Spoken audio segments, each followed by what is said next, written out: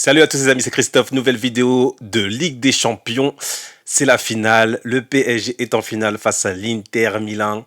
Waouh, les amis, franchement, c'est le match de l'année. C'est le match d'une vie presque, hein, parce que franchement, depuis le temps qu'on attend ça en tant que supporter parisien, bon, on a eu certes une finale en 2020, mais celle-là, moi, je la compte pas trop, tu vois, c'est avec astérisque, parce que c'était le Covid, c'était une période chelou, il n'y avait pas de supporters, c'était en plus des matchs pas aller-retour justement pour le Final 8. Donc c'était un autre truc, c'était un autre délire. Là, c'est la vraie, c'est la vraie. On est en finale face à un gros morceau, l'Inter Milan, franchement c'est costaud. Sur les forces en présence, côté Paris et côté Inter, il n'y a plus de blessés, hein. Côté Inter, il y avait Lautaro qui avait été blessé pendant les demi. Là, apparemment, il a récupéré, il n'a pas joué, il s'est préservé justement pour ce match. Donc, franchement, tous les voyants sont ouverts pour les deux équipes et franchement, ça va nous faire une super finale. En plus, opposition de style, hein, faut le dire, parce que l'Inter, c'est plus un bloc aller bas, voire médian de temps en temps, mais surtout bas, qui va en contre-attaque, alors que le PSG aime bien avoir la possession, même si côté PSG, maintenant, on sait quand même se projeter. Mais wow, ça va être du lourd, hein. Si on prend le côté PSG en termes de 11, il y a toujours l'incertitude entre Barcola et Désiré Doué.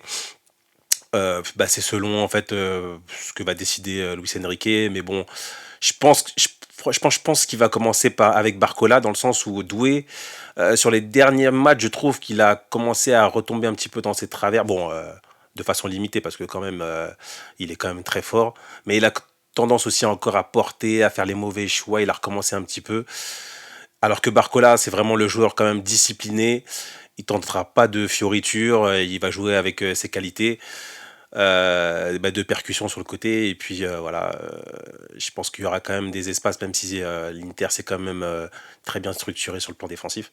Mais ça peut le faire. Donc on va voir, hein. Après, non, ce sera peut-être Doué, mais en tout cas, bon. Qui est l'un ou l'autre, ça change pas grand-chose vis-à-vis du PSG, hein, qui a quand même maintenant ses certitudes dans le jeu.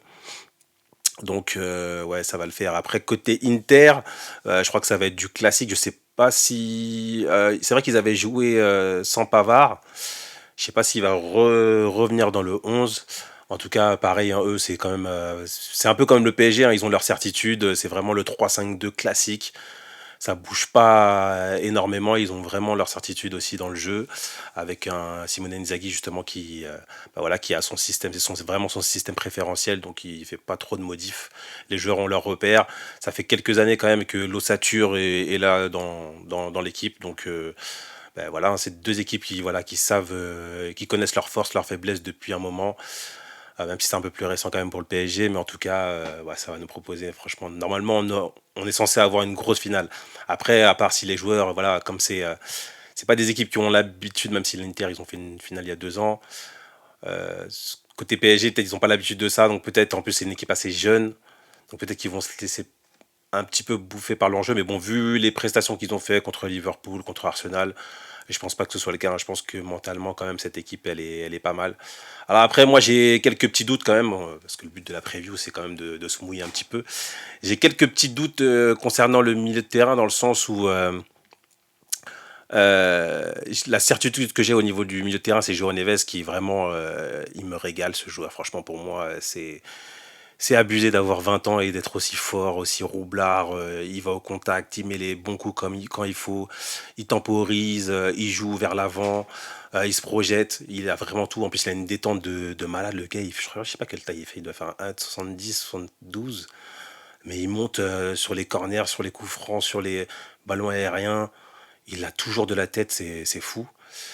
Moi, c'est petite réticence, c'est concernant Vitinha. Vitinha, il a cette tendance-là, justement. Ce qu'il n'avait pas, justement, la saison dernière, où pour moi, c'était le meilleur Parisien de la saison. Là, il a ce truc de temporiser un peu trop, de faire trop de touches de balle dès qu'il n'est pas sûr d'avoir la passe clé, la passe qu'il faut. Du coup, il temporise et je trouve que ça ralentit le jeu.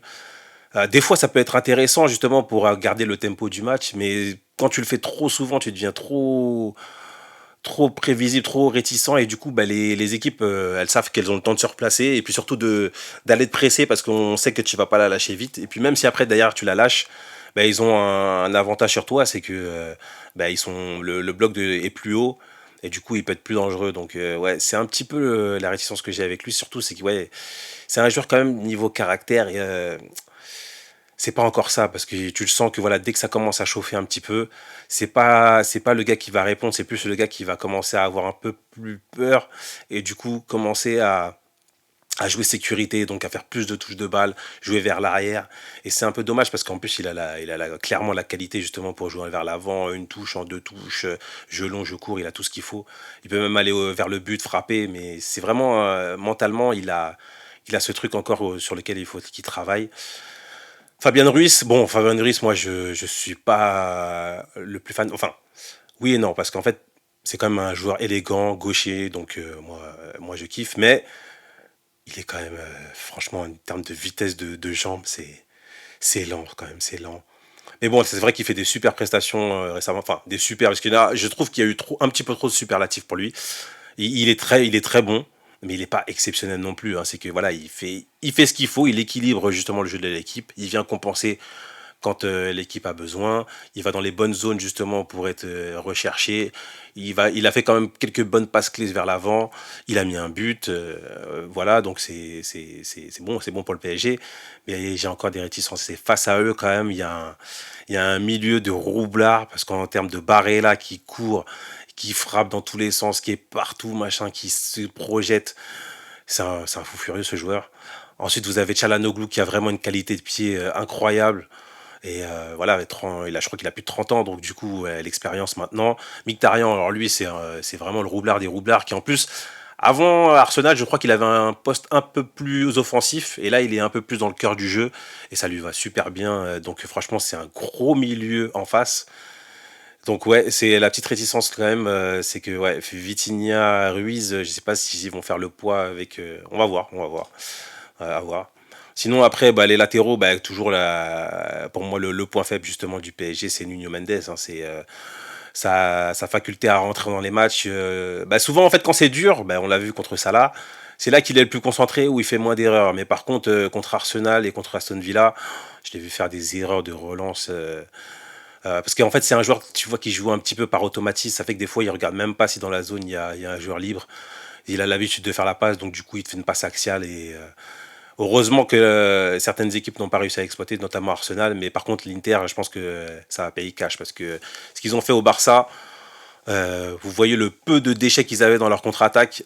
Attention, attention aux pertes de balles. Donc ouais, le point faible, moi, clairement, du PSG, c'est Nuno Mendes, hein. Parce qu'avant, c'était Donnarumma, mais Donnarumma, maintenant, je crois qu'on a eu, je sais pas, pendant un moment, on avait son frère, et là, je sais pas ce qui se passe, il est injouable. Et tant mieux, mais il est bon, il est là au bon moment. Donc ouais, pour moi c'est Nuno Mendes la plus grosse crainte. Hakimi, lui, bah, il s'arrête jamais de courir, devant, derrière. Même si contre Arsenal, quand même, le match retour, il a fait quand même quelques erreurs. Mais on sait que lui, il a du gaz et il va envoyer, on le sait, hein. Et après, devant, bah, Dembélé. Bon, Dembélé, il a quand même aussi ce péché mignon sur les derniers mois là d'essayer d'être le buteur à tout prix, à forcer les actions.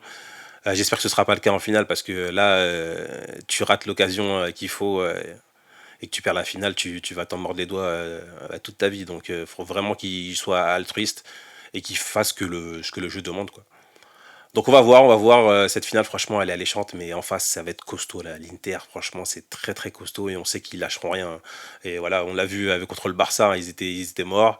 Et t'as Acerbi, là, qui va qui va en pointe et qui finit pied gauche alors qu'il est droitier, donc ou pied droit alors qu'il est gaucher, je sais plus. Mais en tout cas, c'était une action de fou et c'est la preuve que eux ils lâcheront rien et voilà, l'Italie, les équipes italiennes, c'est toujours dur de les jouer parce que c'est toujours de la roublardise, etc. Peut-être qu'ils vont même tuer le match un petit peu, faire en sorte que la finale soit un petit peu dégueulasse. On va le voir, hein, on va voir, mais franchement, en tout cas, j'ai bon espoir pour Paris. Bon, après, s'ils perdent, de toute façon, ce sera quand même exceptionnel parce que d'aller en finale avec toutes les équipes justement qui ont pu sortir, les grands matchs qu'ils ont fait, franchement, bon, on sera toujours déçu de perdre en finale, mais quand même, c'était une fin de saison incroyable. Vraiment, ils nous ont donné du rêve. Donc, pourvu que ça dure justement en finale. En tout cas, on est derrière le PSG, hein. Dites-moi ce que vous en pensez en commentaire, likez, partagez. Et puis, on va se régaler en finale, hein. On va se régaler, hein. Allez, je vous dis à la prochaine, les amis. Allez, Paris!